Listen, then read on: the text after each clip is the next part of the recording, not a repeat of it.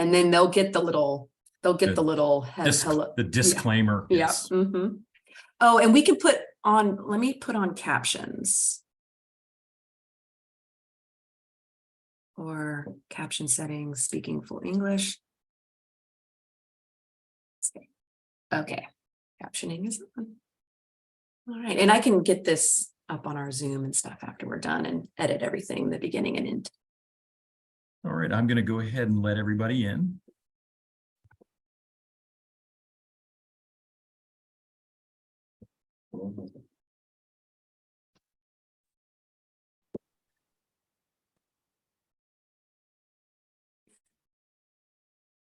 I'm trying to see there's a. All right, I think everybody should be in at this point. I'll keep talking as everyone gets signed in. Thank you so much for joining us today. My name is David Fletcher, and I'm joined by my colleague, Sharina Payne. The two of us will be presenting resources for international students. We've titled this program, Your International Advantage. I'm going to let Sharina talk a little bit about her background. I work with the School of International Service. I advise students in this school who are looking for careers here and abroad, and work with a lot of international students. So we're very happy to be putting on this program today. Sharina, let me turn it over to you. Good morning or afternoon, everyone. Thank you so much for being with us today. My name is Sharina Payne. I am the Associate Director of Employer Relations at American University. I work in the Career Center, and I work specifically with employers, so I'm not as student-facing. I have been at the university for nearly 15 years. I am an alum of the School of International Service, International Communications degree, where I got my degree focused in international education. And I worked in international admissions for American University for many years. And then 2 or 3 years, I worked in the International Student and Scholar Services Office, where I worked with students on their F1 and J1 immigration documents, work authorization. So while I don't officially wear that hat anymore, and I cannot legally answer any questions about that, I have a strong background and understanding of the types of challenges that our international students come up against. In addition to looking for jobs, which is always difficult, you all are now navigating that immigration and visa side of things. And so I have a strong understanding of how that works. And I'm happy to be here today. Just one housekeeping note. Could we have each of you students put your email into the chat? We just want to be able to take attendance to note down that you have attended today. So if you could do that for us, that's all that we're asking, other than at the end, or even as we're going through, if there are questions you have. This is an event that we want to hear from you. We want your questions. We want to be able to answer those. You might want to hold them towards the end. We could work on them then. We've allowed plenty of time to speak with you at that point. But thank you again for putting your email addresses in. I see everybody furiously typing away, very quick typers. Thank you so much. And again, I'll turn it back over to Sharina to begin our presentation.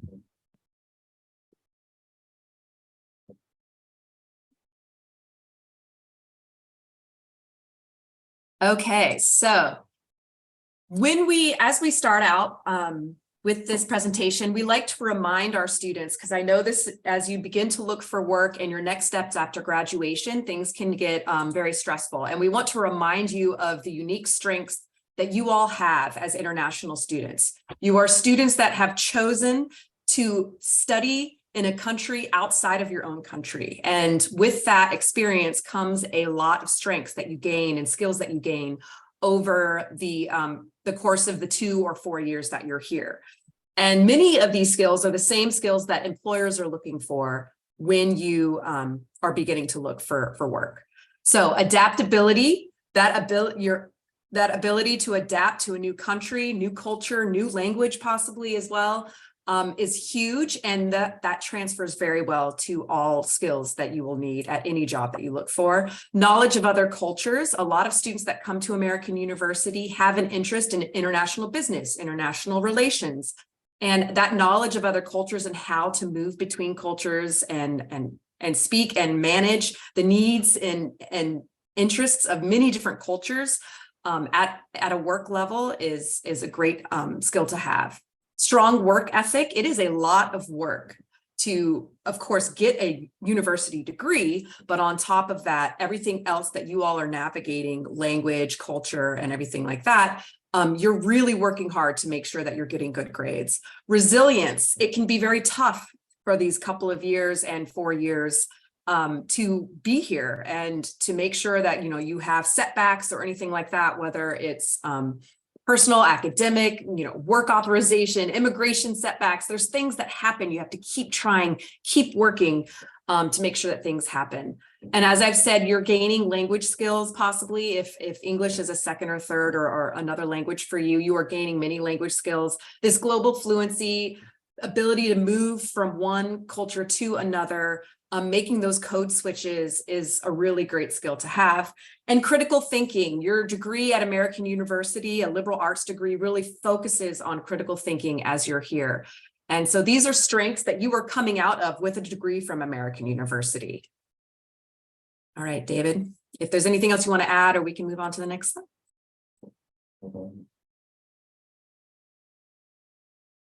All right, so some realities. Now that is all very well and good, I know, and it sounds great. You've got all these great skills that employers are looking for, but we also recognize as career advisors at American University that our international students and students who do not have US citizenship have serious realities that they face when they are looking to get a job after graduation, whether they are looking to stay in the US for work, return to their home country for work, or possibly go to a third country or another region of the world you've never been in.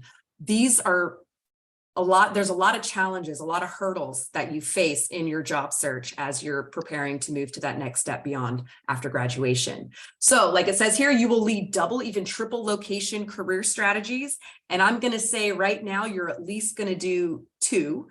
So if you are looking to stay in the US or go to another country that is not your own after graduation for work, you're going to find that all the career advisors are always going to encourage you to always keep a job search going in your home country. Life happens, immigration, work visas don't work out, something happens with family or a personal issue that happens and you have to go home. And you don't want to start from square one with your job search at that point. You want to make sure that right now you're beginning to cultivate your time here and working with your job search strategies in your home country, always, always, always. And we'll talk about ways to do that. And then whether it's in the US or another region of the world. US and DC locations, not every US employer will sponsor. And in DC, there are many that can sponsor, especially we sit at a place where there's a lot of world organizations, which is unique to DC location, but there are many, many organizations, government agencies, management consulting companies that cannot sponsor because they work with the government. And so while you all are thinking about the DC area, this is something to remember. Building your network in the US as well as in the DC area. This again goes back to that double or even triple location strategy that you're going to go for. You have to make sure you're working on your network back home in the US, very specifically in DC. If you have other areas of the world you're looking at working, you need to start thinking now about how you're going to start building your professional network. Job search process, as you know, is extremely competitive. It's something you can never start too early, whether you're a freshman or a first semester master's degree, all the way up until about to graduate. Starting on that job search process, coming into the career centers as often as you can, meeting with your career advisor regularly so we understand where you're at, what you're doing, what your goals are is very important. Application and protocols are different for each country. Culture is different for each country about how things happen, how interviews happen. And so working with your career advisor now, and we do have resources we'll talk about that can talk more about that as well. Interviewing in English. If English is not your native language, this can be very difficult. Even when you are fluent, right now you're in class and you're with friends and you're working on campus, you're working in internships, you may feel very comfortable with English, but when you are in an interview setting, you may suddenly find that you are getting tripped up. And so again, important to reach out to career advisors. They will do mock interviews. They will help you to practice general questions that often come up so that you can feel very confident interviewing in the English language. Again, career transition is difficult for all graduating students. We recognize that there's a lot of sense of anxiety around this. And then, of course, our international students at AU, we want you to know we recognize there's even another layer because there can be immigration difficulties and things like that. And working on academics and career at the same time requires a lot of time management and really making sure that you're keeping track of these things. And this is things that we'll talk about a little bit later. And finally, I'm going to say, be your own advocate. You're doing that by being here right now and educating yourself. But you need to know how work authorization, if you're planning to study in the US or in another country that is not your own country, you need to know backwards and forwards how the immigration regulations work. What is the timing? How does work authorization work? Because what I'm finding as someone who works directly with employers is many of our employers decide to hire an international student because it was the applicant, the international student applicant themselves, who told them about how the process works, understood it very well. And many times employers are like, oh, okay, that's not so hard. That's not as hard as I thought it would be. So you understanding the immigration process and the work authorization process to work in the US or another country can really be in your own benefit, as well as helping to make sure that you maintain your immigration status and not accidentally do something that can jeopardize that. So that's something else I want to make sure you're aware of. Thanks, David.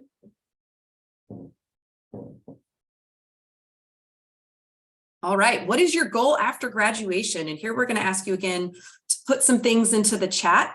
If everyone wants to put, what year you're graduating, what your major is, and then maybe your plans. Do you want to stay in the US? Do you want to go to another country, back home? We just want to get a sense of where everyone's at right now. And we'll give you a minute or two to do that. And we'll take a look. And for those of you just joining, what we're doing right now is putting in the chat your major, your year of graduation, and what you're planning to do after graduation. Do you plan to go home and look for work? Are you planning to study in the US and take advantage of your OPT, your optional practical training? Or are you planning to go to another region of the world that is not your home country and not the US?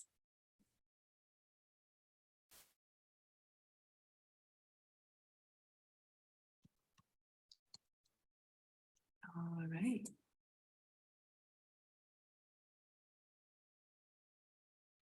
Looks like we've got some things coming in here. Great, Matt.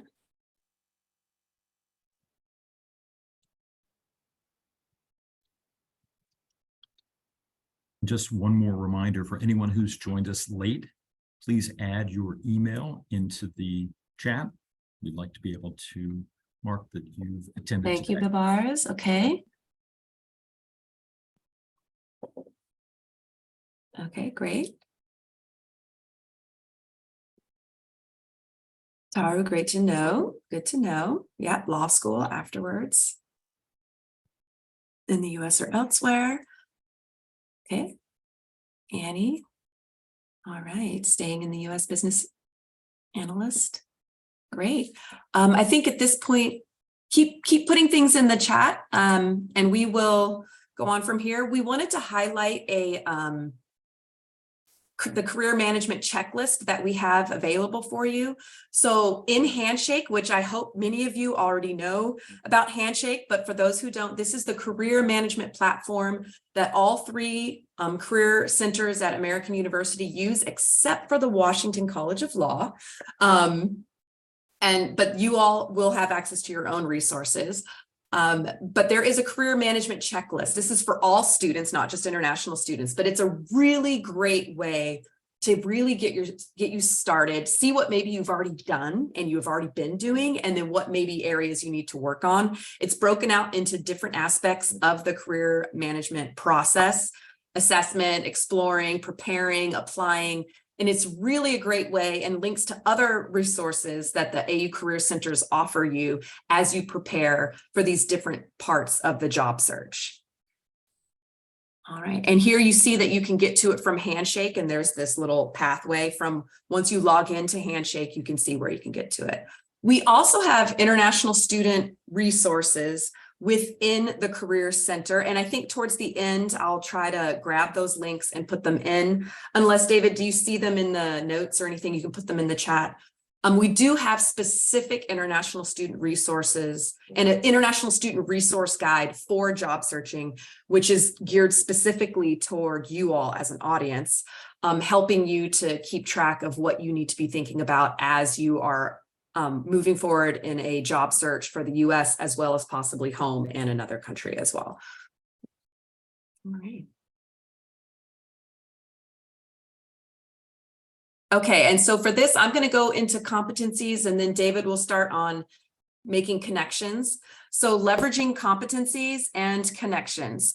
Competencies are your knowledge, skills, and abilities that you have gained, whether personal abilities that you've gained or have, as well as academic and career-oriented knowledge, skills, and abilities that you have gained. And connections, of course, is your connections to people, your peers, your faculty members, any kind of supervisors, and elsewhere outside in your personal life, people, organizations, and then the network that creates, your professional network. And Sharina, with leveraging competencies, could you talk a little bit about language skills and how international students have an incredible advantage with language skills, cultural awareness, working in diverse environments, stepping outside their comfort zone to be a student in a different country, some of those things that students should hear about? Absolutely. So competencies, one of the biggest that many of our international students have, not all, but many, is language. Your ability to, and the cultural aspects, not just language, but the cultural aspects that is within language. And so there are many organizations that are looking for students with that ability to work at a very high level, professional level in English, as well as in another language, and as well as being able to navigate another culture. I'm working currently with Alpha Sites and McKinley. These are both large. One is a management consulting organization. Another one is more of kind of a management technical side. Alpha Sites and McKinley come to mind that I work with very closely every day, and they are constantly looking for people who can work in the organization in English, as well as in other countries, as well as with team members and clients who speak other languages. And so this is a huge area of employers that come to me often, that I am constantly sending them out to international students, making sure that you are aware of these opportunities, and making sure that they are aware that AU is a great place to come for these types of skills. So that's something to keep in mind, and to really make sure you're highlighting in your cover letters, in your resumes, in your interviews. And again, this is something that our career advisors and the resources that we offer at the career centers can help you to make sure that these are front and center skills for employers to see. And this is the NACE competencies. So every year, NACE, which is the professional organization for career centers and employers, that's a way that we connect. They, every few years, do a huge survey on employers about what are the skills and competencies that they are looking for from their new hires, right? And so we try to make sure that all of you students understand and see all of these competencies that are the top competencies employers are looking for, so that you can make sure that you pull out of your experience, whether it's in your classes or internships or clubs, organizations, you pull these skills out and really highlight them in your career, in your resumes. So career and self-development, they want to see that you're active learners, that you are constantly looking about ways that you can increase your strengths and work on your weaknesses. Communication, and this is coming in writing and emails and all different types of communication, different types of writing. This, I can't stress enough, is so important to employers. Critical thinking, equity and inclusion, you demonstrate an awareness of attitude, knowledge, and skills related to equitability, and engage and include people from different local and global cultures. This one is one that I think our international students really excel in and have a lot of experience in. Leadership. And it does not mean that you have to be the president of every club or organization that you join. I want you to think about everything you're involved in. Even just being a member of an organization or a club is leadership. Working with your classmates on group projects is leadership. So talk to your career advisors about ways that you can kind of highlight your leadership skills. Professionalism, again, this is where the AU Career Centers across campus can really help you to make sure that you are putting forth that professional image, whether it's your own personal professional image, what you're wearing, how you speak, how you behave physically or on Zoom, for example, in an interview, but also your digital professional image. How are you seen on LinkedIn? How are you seen on Handshake? Making sure your profiles are set up and ready to go so that when people look you up virtually on the internet, your image is very professional. And teamwork, of course, always big, making sure that you're pulling out the aspects in your background that you have great teamwork. And then technology, understanding, using and leveraging technology. Data analytics is huge, making sure that you understand how to use like Google, Amazon. They have all of these free trainings, and show that you are doing trainings, that you're keeping up with technology. It moves so fast. And if you can show an employer, regardless of what industry you're in, what your major is, it doesn't matter. If you can show that you can keep yourself educated and up to date on these things, it goes a really long way to bringing your application to the top of the pile. All right. David, I'll turn it over to you. Great. Thank you, Sharina. So we are going to now talk about networking. And I will say that since 10 this morning, I have been to 2 other events, one in person, one virtual. This is the 3rd event of the morning, and every one of them has mentioned networking. It's an important part of your career strategy. Okay, everybody, I hear through the internet, I hear a collective groan out there. Oh, networking. It means talking to strangers about myself. But what it is it's talking about yourself and talking to others about themselves, their career direction. What we're doing with networking is we are engaging with others.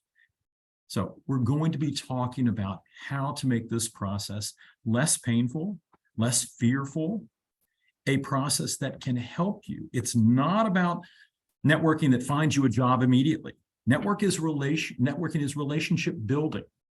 Earlier, somebody said networking was about making friends. Yes, even at the higher level where you're talking with a faculty member, maybe it's an ambassador, professor here who's taught for 20 years and they're very intimidating. They become a friend in many ways, maybe even a mentor. But you need to be utilizing this network. This is a huge part of college. At the graduate level, at the undergraduate level, you're creating this group of individuals like-minded in what they want to do, what you want to do for a common purpose, or maybe you have very diverse interests, but you're wanting to build this group. Peers, that means your classmates, students in class with you, the students you see in the bridge, the DAV, walking around campus, out on the quad on a beautiful sunny spring day. Colleagues, these could be people you are working with. You have an internship at a think tank, at a nonprofit. You're interning at a embassy here just right down the street. These are colleagues. How about supervisors, the people that oversee you as a worker? Maybe you're a campus worker, or again, maybe you're at an internship off campus. The people that could say good things about you in recommendation letters later. Faculty, probably the most, we probably should have put this at the very top. Your greatest network is being able to talk to faculty. This is who you're learning from. These are the amazing people that are teaching you, giving you knowledge about the career path you're going to. And faculty know a lot of connections. Maybe they're a practitioner, meaning that they don't have a PhD, they don't have 25 years of writing and research and publishing. Maybe they were an ambassador. Maybe they worked at the World Bank. They've worked for Deloitte. They have a professional career before coming here. And as a practitioner, they have connections and knowledge. And then, of course, alumni. For SIS, because we are putting this on as part of SIS Career Week, there are over 25,000 SIS alumni. I know that there are more than 100,000 AU alumni worldwide. So tap into these networks.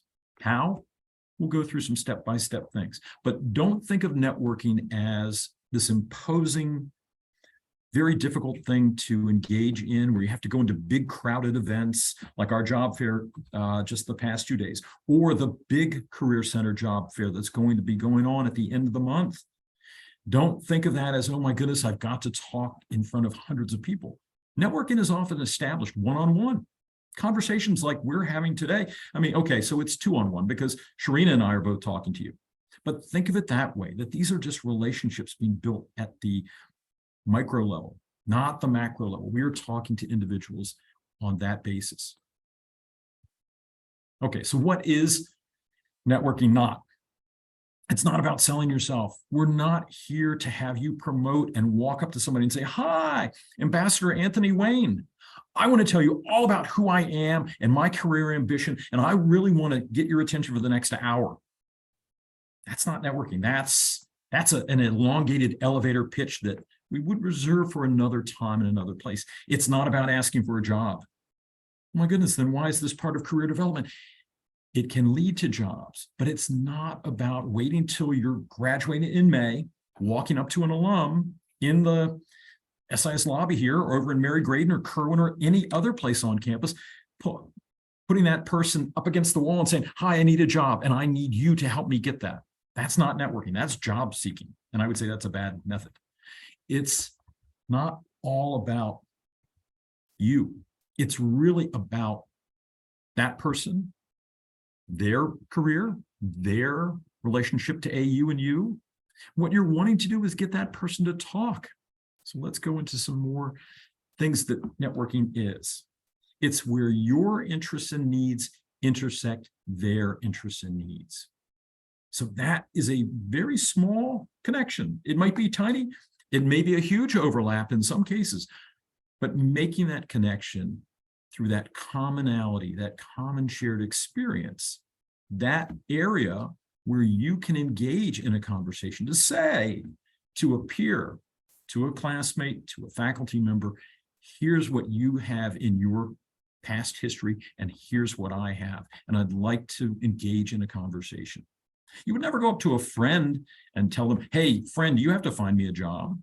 But you talk to your friends about your common interests: music, movies, fashion, television, food, and more food. I engage in conversations about food all the time. Come talk to me. We'll network over food. Virtual networking tips, traps, do's and don'ts. Poor video, poor audio. When you get somebody on Zoom, when you get them on Skype, when you get them on the phone, make sure you have a good connection. I'll tell you that Zoom can be temperamental. Sometimes it may be advisable to tell the person you're talking to, can I turn off my video? Because that may impact the audio quality. And that's fine, but ask. Don't try networking with somebody and don't have your video on.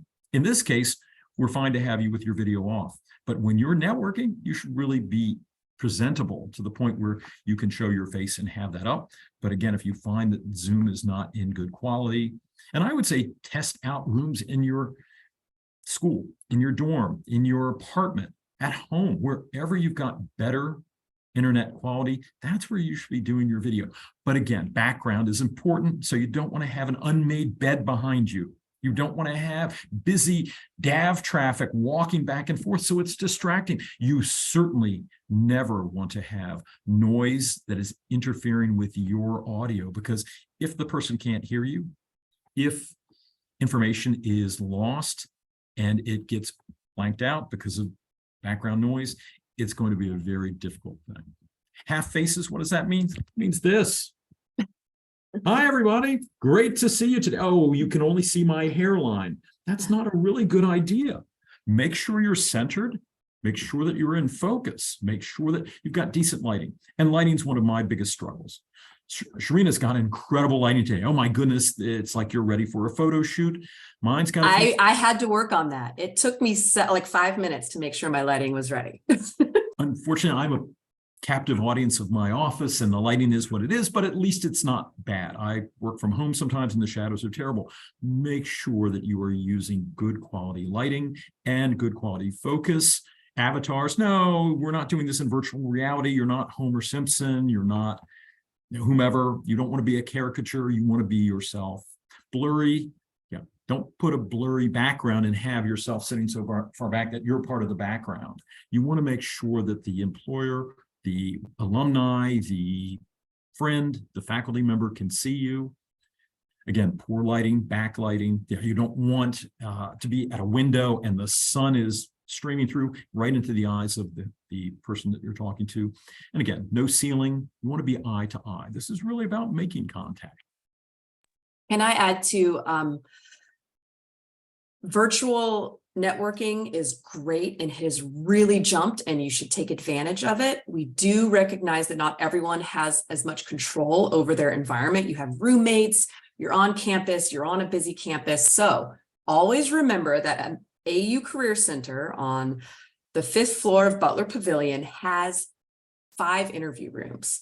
And you can call and email and reserve these interview rooms at any time, Monday through Friday between 10 and 4 p.m. So if you get someone that you know you're going to be networking with, chatting with, have an interview with, and you're really worried about your internet connectivity, background noise, ability to have a quiet place to do this, just come to that Career Center. Even if it's a walk-in, we usually have these rooms that are available. And so just anything you take away from this event today, remember that you can go to the AU Career Center and get a quiet, private place. We have lighting stuff for you to really set yourself up and be ready for a networking opportunity, an interview, an informational interview. And Sharina, aren't there even phone lines in those rooms? There are phone lines, yeah. So phone or video. Mm-hmm. And just, it may have been last week or it might have been Monday of this week. It's a bit of a blur, but I had a student ask me, were there places on campus where they could conduct a interview in a professional, quiet, good setting? And I pointed them in the direction to go over to the Career Center, but don't wait until an hour before your interview because those rooms may be occupied. So get a reservation, and you may get lucky and walk in at noon and find out it's not reserved at 1 and you can do your interview then. But I wouldn't run it, I wouldn't take that chance. So certainly try and set that up a day or two in advance at least.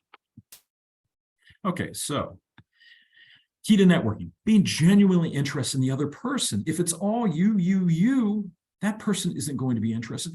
Here's something that I've discovered with students maybe getting a little bit overzealous in their outreach. And they'll reach out to someone, they've gotten an email address from a faculty member, maybe from us here in the career office. They reach out to this alum, they send their resume. They made that leap that we don't know that alumni want to see our resume. I don't remember ever telling anyone, oh, you should be sending your resume out to your network. You should be sending it out to people you've never met before. I would hold off on that. I believe that's a step too far. I'll often say this is like dating. You have to be genuinely interested, but you don't want to go too far. If you met somebody and said, hey, you're amazing. I want to get married. I want to have 4 kids. I want to move to, the West Coast. I want to retire at, whatever age, travel the world with you. Oh my goodness, that's a bit much, isn't it? Well, the same thing is true sending your resume to a person who's never met you. They may not be in charge of hiring. Why are you sending the resume? Well, I want you to get to know me. Well, that's called conversation. That's why we are doing networking one-on-one in these spaces, whether over Zoom, by phone, over coffee. You want to get an alum's attention. Hey, are you ever back on campus? I'd be thrilled to meet you at the Bridge, the DAV, anywhere, and have coffee or tea with you. It'd be wonderful to be able to hear more about your background, how you got your job at the World Bank, and any pointers you might be willing to offer me. Then maybe after that conversation, they're interested in a resume. Sharina, do you want to jump in? We have a question here from Tao. I think a big question I wanted to ask is how to maintain a connection once we've already made it. And that's a huge question a lot of students have. So did you want to take a stab at that? Let me jump into that. It's like anything in life. If you want to stay friends with people, do you ignore them for a year? Your friends you're in touch with. Now, you don't need to be in touch with somebody every day, every week. But if these are key people in your network, faculty members, former employers, people who are going to write letters of recommendation for you, people who may hold the key to your getting a job, why would you let that contact or connection go stale? Maybe you want to create a spreadsheet the top 20 people that you want to keep in contact with. And on a monthly basis, find a reason to reach out. Maybe it's an article you read that has something to do with their organization. Maybe it's something about them, their work anniversary or their birthday. LinkedIn is really good about notifying you. Same thing with Facebook if you're connected to someone that way. Spend 2 minutes to write a genuinely thoughtful, hey, great to see that you're celebrating a birthday today. I hope everything's going great. And I'm really hopeful we can catch up again sometime soon. But don't let connections go stale. Sharina, did you have? And I was just going to say, that's great. LinkedIn is a great way. If you see that one of your professors was in a speaker series or anything like that, whether you attended the event or not, just, letting them know like how appreciative you were that they did that, or, congratulations on that opportunity you had, or that event you just completed. It's a way to reach out in a more natural way, right? And then every 2-3 months, people who you identify as your mentors, send them an email, maybe something about them, but then also being like, hey, I just finished this class and I thought this and it, made me think of you, or I just accomplished this here, and you talk to them and keep them updated about where you're at. And again, just a couple sentences so that when they're out and about in their professional network, it keeps you in mind and they're up to date on what you're doing so that they can better possibly serve you with their network, connecting you to the people in their network that would serve you best. It becomes a web, right? And it just kind of grows out of itself. But that's a great question, Tal. Thank you so much. Yes. And I would even say, be in the moment. When somebody you meet at an event hands you a business card and says, oh, it's great to talk to you. Wonderful to hear that you're interested in working for the UN. I'd be happy to talk to you anytime. Here's my card. And then you put it in your backpack, you file it away, and then a year and a half later, you think, hey, I've got somebody at the UN, I should reach out to them. Oh, what were you doing for all those weeks and months after you met them? Why not be pretty prompt in reaching out a day or two later to thank them? I'm so grateful that you took the time to speak with me, that you were gracious enough to give me your card. And I really do want to take you up on that offer. You said that if I had any questions or wanted to talk anytime, hopefully we can connect sometime in April. So give them some time. Hey, I need to talk to you today, right now. Give them some time, a few weeks down the road. I know you're a busy professional and so wonderful to make that acquaintance, but take the opportunity to really make that connection stronger. Thank them, reach out to them. That's the first interaction. And then maybe, it's a month, 2 months, 3 months later, when it's a better time to then talk again. And always, whenever you're making connections, ask after that first introduction, after that first meeting, would you be willing to have me reach out at times in the future to bounce some questions or ideas off of you? You're such an amazing resource. I'd really like to be able to talk to you again in the future. Would that be okay? Get their approval. The moment they say yes, nice. Now I'm going to put them down on my calendar. 45 days, 60 days from now, I'm reaching out to them again to ask if we might be able to get tea, coffee, or just have a conversation. So really put networking to use. Okay, so a strategy. What is your goal? Job seeking versus job exploration. Job seeking is kind of late in the networking game. It's an immediate thing. When you're looking for a job and you've graduated, you've got a time clock ticking. As international students, you're probably looking at OPT, CPT. You don't have 2 years to make this relationship work. So start networking now. That's job exploration. You're seeking ideas and information about potential career paths, opportunities, but it's not that immediate, I need a job today because I'm going to have to go back to my home country in a week. So start now. You've got lots of time. That's why we're having these conversations today. Also, what information do you need? I just spoke yesterday with somebody who had a meeting set up. And he said, what do I do when I go and talk to this person? I said, have a list. Go ahead and write down what it is you're hoping to talk about, what things you're wanting to bring up. So what information do you need? What would be the advice you would give somebody like me who wants a career at the UN? Could you give me that sort of guidance? You're asking for perspective, for insight, for their expertise. Who can provide that information? Maybe this person is not the right person. Ask if they've got someone else in their network, because maybe after your 15, 20-minute Zoom conversation with this busy professional, they say, I just don't know that I've got all the answers for you. Oh, well, do you happen to have somebody else that I might want to speak with? I'd be grateful for any names or information. And you don't have to have that right on hand, but if you could forward that to me when it's convenient, I'd be thrilled. And if not, I understand that too. So you're not putting anybody on the spot. You want this to be a good interaction, a really positive, upbeat one. How can it be easy for them to help? Oh, please make it simple. The moment you make this a very complex ask, hi, I'm reaching out to you because I need a job. I need it to pay X amount of dollars. I need it to be in my career field. I need it to be in Washington, D.C. I want it to be 4 days a week. I want a hybrid fifth day where I'm off. I want to be able to travel. And oh my goodness, somebody can't answer that question. Nobody can respond back to you. So make it easy. Would you be willing to be connected? And would you be willing to meet at some time over the internet or in person? Would you ever be willing to have me come down and treat you to lunch at the World Bank at your office? I'd be thrilled if you could spend some time talking to me. Make it easy. And then how can you make those connections? What are the things you need to do to connect? Maybe it's on LinkedIn. Maybe it's on Alumni Fire. Maybe it's on Facebook. Maybe these connections are you're part of a student organization, and it's just a matter of being a member and participating and going and talking to people through those. Warm contacts, alumni and class networks, faculty, staff. We've talked about this, student organization, where you can meet people without having to do anything strenuous. You just show up to school. You come to AU, and there are, Sharina, am I wrong if I said there's a half dozen to a dozen events on campus every week? Career-focused, academic-focused, leadership involvement, and not even talking about student organizations. We're talking about just things that go on over in Kerwin, over in Mary Graydon Center, here in SIS, over at Kogod on a daily and weekly basis. A dozen events easily.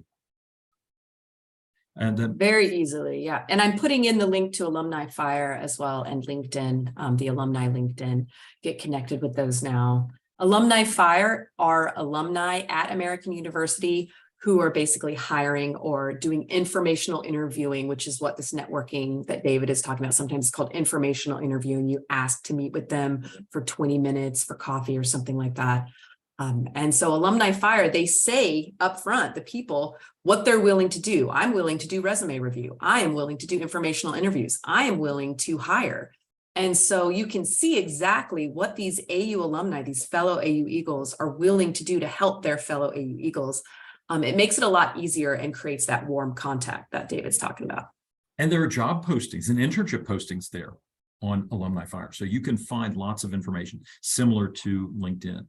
Campus industry days, info sessions, networking events. Please be diligent about reading the events that are on Handshake, and please read the newsletters that go out from the Career Center every Tuesday. Oh my goodness, it's a treasure trove of information that if you're not paying attention to those, and students sometimes miss them because they'll come into my office and they'll say, I never even knew about that.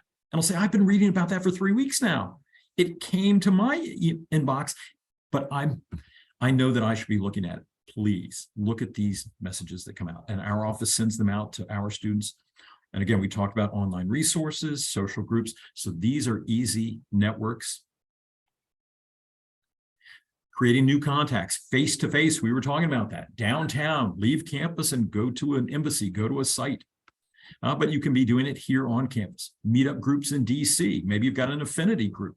I know at the graduate level, there's a very active group called Green Drinks DC. It's all about going to happy hours and meeting up with like-minded environmental focused professionals. LinkedIn, Handshake.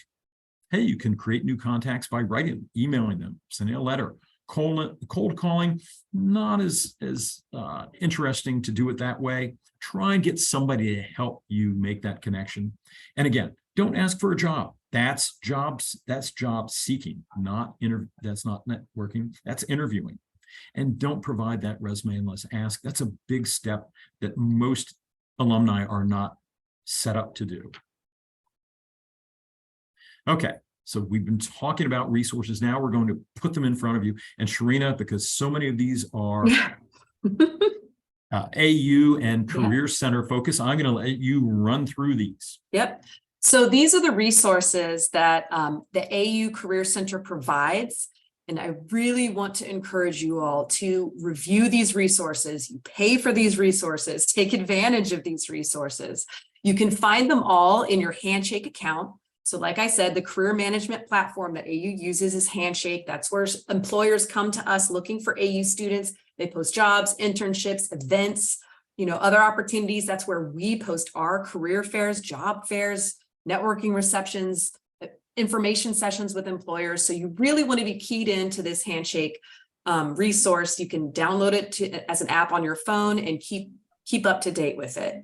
Once you create your Handshake account, you want to create your profile. If you have a LinkedIn profile, you can basically just copy everything over to your Handshake profile.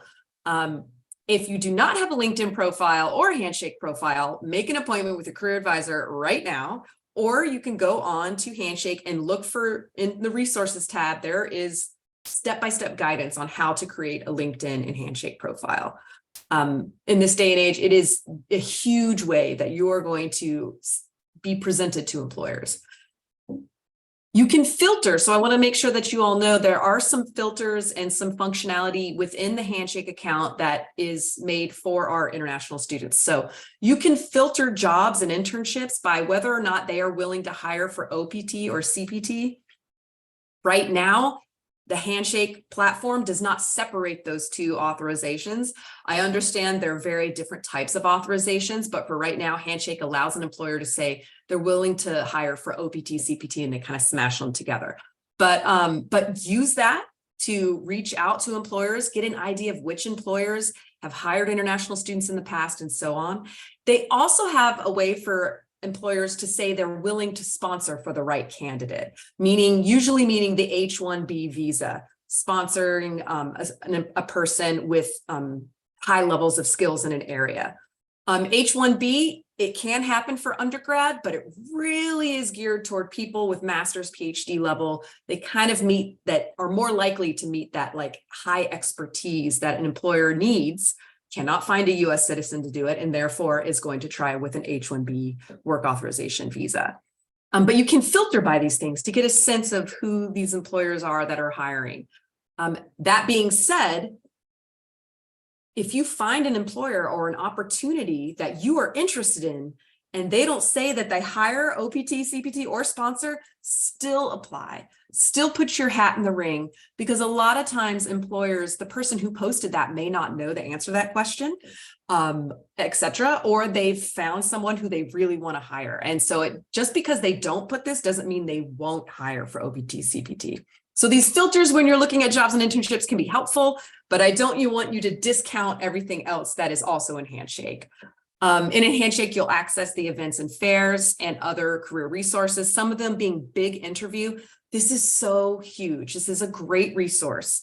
It is geared towards encouraging people to practice with AI interviewing, artificial intelligence interviewing, which a lot of our larger companies are going towards, where your first interview with a company is not going to be with a person. No one's ever going to see that video, review the video. It's all being analyzed by AI. But it is also a great way to practice answering, common questions. You can record those in Big Interview. You can review them with your career advisor. So use Big Interview to practice. VMOC and Career Shift, I believe, are more COGOD. I don't know as much about them. These other three here, we talked about Alumni Fire. That one is a great way to identify alumni to connect with. Do it now, make an account and start checking it, and ask for informational interviews, chat with people, make connections, and do it now, no matter what stage of the career process you're in. The last two, Going Global and LinkedIn Lock in You, are for our international students specifically. So these are your resources. Going Global has a way to search for an H1, it has an H1B database, so you can search for which employers are hiring for H-1B, what industry they're in, where they're located, how many H-1Bs they got approved last year. So you can kind of help that guide your search. Lock-in U is specifically for students who are interested in working in China after they graduate. Whether you are from China originally or from another country and you're interested in working in Beijing or Shanghai or so on. Lock-in U has a lot of jobs posted. These are employers that are looking to hire students who have been, finish their education in the United States or the UK or, New Zealand or Australia or Canada or so on. And they need your skills. They need the skills that you've gained here back in the country in China in these large companies and organizations. And there's industries from everywhere. Lock-in U also does a lot of virtual events. I send these out. You can make your own profile in Lock-in U. It's free. Same with Going Global, it's free. And these are the two resources specifically for our international students. Okay. Yeah, I want to say something about Going Global. I love that resource. It is paid for by the university for students to have access to. It's an external application. And it offers U.S. city guides, so you can look for things outside of D.C. You want to go work in New York, San Francisco, Chicago, Atlanta.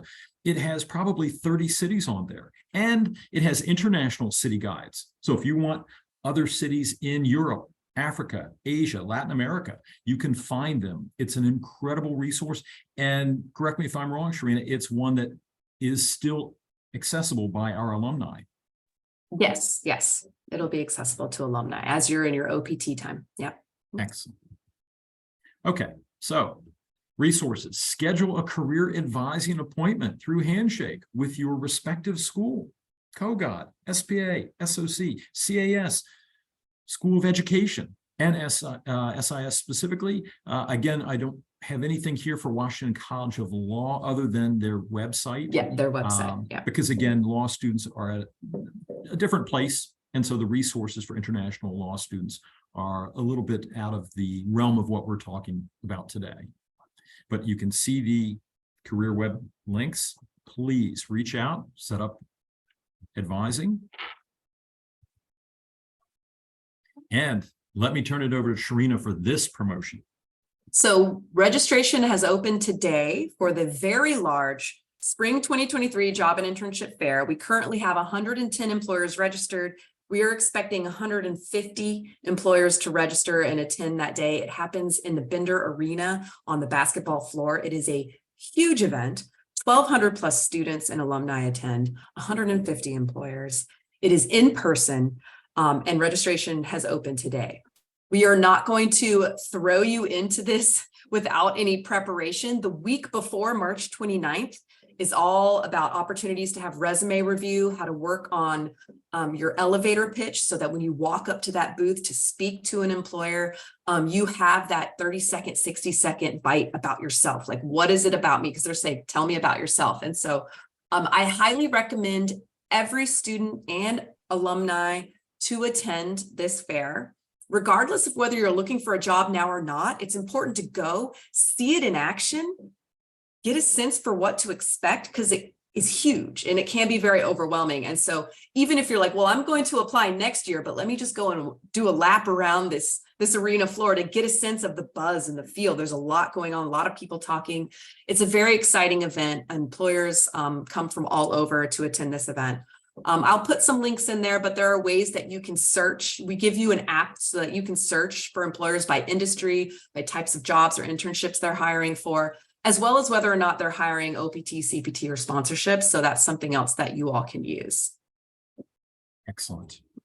And yes, even if you're not graduating this May, you should make multiple interactions with employers. Hey, you'll probably see the same recruiter for an organization come back in the fall and the following spring. Get their business card, keep in touch, make them a connection, and have multiple touch points with that individual. Okay, so there are some OPT, CPT sessions coming up. Sharina, I'm going to again defer to you on this. Yep. So the OPT CPT training sessions are coming up. A reminder here, and this is all coming from the ISSS Instagram account. So hopefully you've seen it already, but a reminder for those graduating, now is OPT season. Now is the time to begin to apply for OPT. And while David and I cannot help you with this, these are the dates that the International Student Scholar Services Office, ISSS, has for you to get trained on how to apply for OPT and STEM OPT. This is a required training, I think, that they require you to do before they really sign your OPT I-20 or anything like that.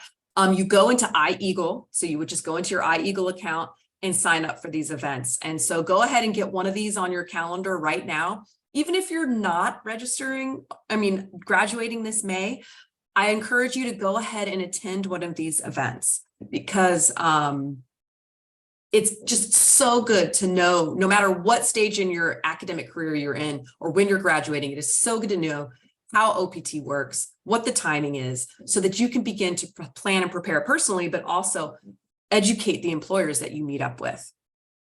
Yeah.